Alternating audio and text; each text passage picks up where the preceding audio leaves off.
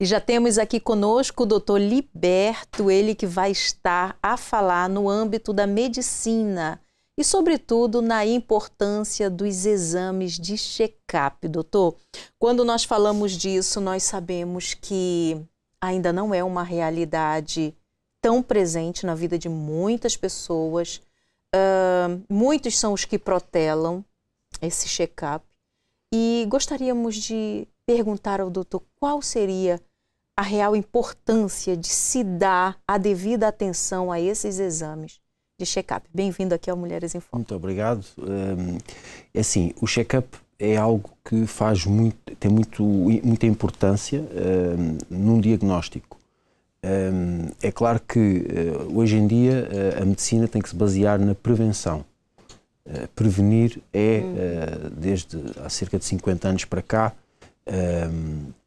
o chavão da medicina convencional e por esse intuito se deve de apostar tanto os clínicos como na consciencialização dos utentes para a necessidade de se fazer os check-ups regulares, no sentido de se prevenir desde pequeno então determinadas patologias que por vezes não dão sinais e que se iniciam até na fase juvenil e que podem mais tarde, se forem detectadas a tempo, prevenir complicações e também gastos para os sistemas de saúde.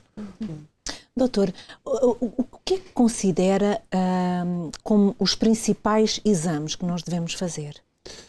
É assim, de uma forma geral, temos os parâmetros analíticos que são feitos, por exemplo, laboratorialmente, análises de sangue, que é o mais corrente, o que normalmente os médicos mais prescrevem. E depois também existem, mas isto tem que ser tudo sempre avaliado nesta consciência que os próprios terapeutas e os médicos devem ter relativamente à prevenção, ou seja, os exames de check-up inserem-se dentro dos meios de diagnóstico e terapêutica, que é um conceito que, do meu ponto de vista, já está um pouco desatualizado. Deveria ser meios complementares de prevenção, diagnóstico e terapêutica. Ou seja, quando um utente entra num consultório médico, entra para uma consulta, o médico deve de fazer realmente essa anamnese, ou seja, deve de consultar o paciente, ver todos os sinais emocionais, alimentares, comportamentais da pessoa e o historial que essa pessoa apresenta. Porque em medicina chinesa há um chavão que se utiliza, que é: o bom médico não é aquele que trata, o bom médico é aquele que previne a doença, ou seja, que está à frente do doente em anos e que diz assim: olha, se continuares com esse perfil de comportamento, com esse perfil alimentar e com esse padrão de funcionamento, mais à frente vais ter determinado tipo de problemas. Então tens que modificar estas áreas, esta forma de viver, esta forma de comeres, de forma que lá na frente não venhas a ter tantos problemas. E isto é muito importante porque a medicina convencional, infelizmente, é uma medicina extremamente científica. Ou seja, apenas o que é comprovado cientificamente é que é aceitado como verdadeiro. E esquecem-se os conhecimentos antigos, que é o mesmo que nós assistimos, por exemplo, nas Sagradas Escrituras. Ou seja, são ensinamentos que têm milhares de anos e que, quando colocados em prática nos dias de hoje, mudam a vida das pessoas. E a mesma coisa tem a ver com estes conhecimentos antigos que a medicina chinesa e as medicinas mais holísticas e mais antigas tinham, ou seja, no passado consideravam determinados fatores que eram transmitidos de geração em geração, que quando chegaram ao Ocidente, quando chegaram a este pensamento científico, foram completamente postas de lado porque foram consideradas arcaicas e que não faziam sentido. E com isso perde-se muito na prevenção. Porque as medicinas antigas, a medicina chinesa, as medicinas antigas, baseiam-se essencialmente e fundamentalmente na prevenção. E aí entra o check-up. E o clínico, quer seja da medicina convencional, quer seja da medicina alternativa ou da medicina complementar, deve ter o seu foco na prevenção. Hoje em dia é um ponto-chave, porque se poupa a saúde e poupa-se dinheiro, quer ao contribuinte, ou quer ao utente, quer ao Estado. Quer dizer, o doutor falava aqui que o bom médico é aquele que previne e não o que trata.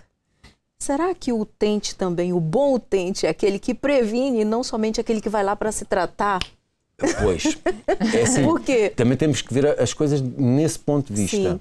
Sim. É assim, da minha prática clínica, eu gosto muito dos utentes que pretendem a prevenção, mas são muito poucos. Mas, doutor, agora diga pra gente, por exemplo, o que essa pessoa que está em casa, que habitualmente não gosta de ir para o médico, não gosta de fazer exames, tem dificuldade de ir lá para fazer o check-up de rotina. Como que essa pessoa que não tem esse hábito pode dar o primeiro passo? Quais são os exames que ela pode pedir para o médico, para que ela possa, pelo menos, ter uma noção se ela está saudável, o que ela precisa cuidar? O primeiro ponto é que ela tem que mudar, é que fazer a prevenção não é gastar dinheiro. Primeiro ponto, a pessoa tem que pensar, ou seja, eu vou ao médico, sei que vou gastar dinheiro, vou ter que fazer análises, vou ter que fazer exames, vou ter que pagar a consulta. Tomar remédios, pensa logo que vai tomar sair remédios, com mas remédios. esse investimento que eu vou fazer não é dinheiro que eu vou deitar à rua. Porquê? Porque se eu não fizer a prevenção, quando a doença for diagnosticada, passado 5, 6 anos dela estar-se a manifestar, eu depois vou ter que gastar dinheiro. Então, porquê deixar tudo para o fim e começar logo a fazer uma prevenção? Pelo menos uma vez por ano, a pessoa deve marcar com o seu médico de família ou com o seu terapeuta, acupuntor, homeopata, ou nutricionista, ou psicólogo, marcar uma consulta anual. No sentido de expor, olha, eu quero fazer a minha prevenção, preciso de umas análises, preciso de uma ecografia. Porque às vezes a pessoa não está sentindo nada. Então ela acha, não estou sentindo nada, não preciso. Mas é aí que as doenças aparecem. As doenças, isto é o que eu falo aos utentes, as doenças vão surgir. O ser humano, todos nós adoecemos. Um dia mais tarde vamos ter uma doença. Então, porquê nós não começarmos já a ter uma preocupação, não é uma perturbação com a doença. Vou ter uma doença, não é isso.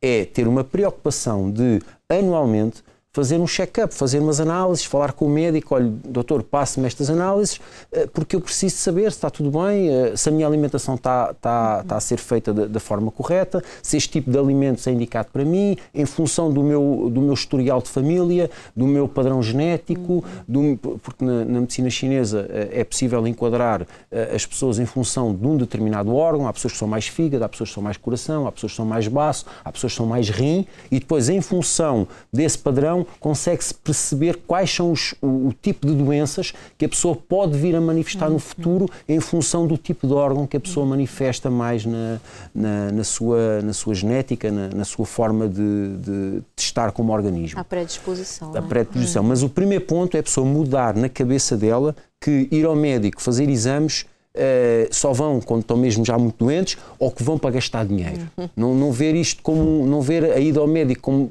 vou gastar dinheiro, mas sim vou poupar dinheiro, porque de futuro, se a doença for encontrada numa fase muito inicial, ou se for feita uma prevenção precoce, vai poupar dinheiro. E é isso que as pessoas têm que mudar a mente. Dr. Liberto Matos, mais uma vez aqui no nosso programa, a trazer-nos os seus esclarecimentos, nos prestigiou, e agora nós vamos já para o Vox Pop, para a opinião pública das pessoas nas ruas de Lisboa. Muito obrigada, Dr. Liberto.